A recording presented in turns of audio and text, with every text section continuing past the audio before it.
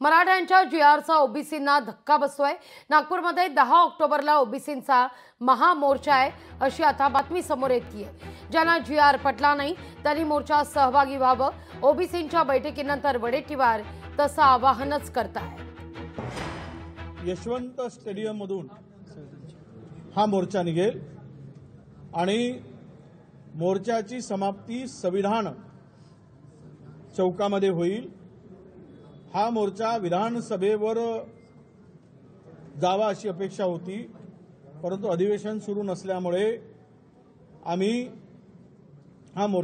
या मोर्चाची समाप्ती संविधान चौकात करतो आहोत। लोकांच्या आजच्या या बैठकीमध्ये जो सूर होता त्यातून हा ऐतिहासिक असा हा मोर्चा ओबीसीचा असणार आहे आणि त्याची तयारी आजच्या बैठकीमध्ये आम्ही केलेली आहे। लोकशाही मराठी ऐका, पहा, जागरूक रहा।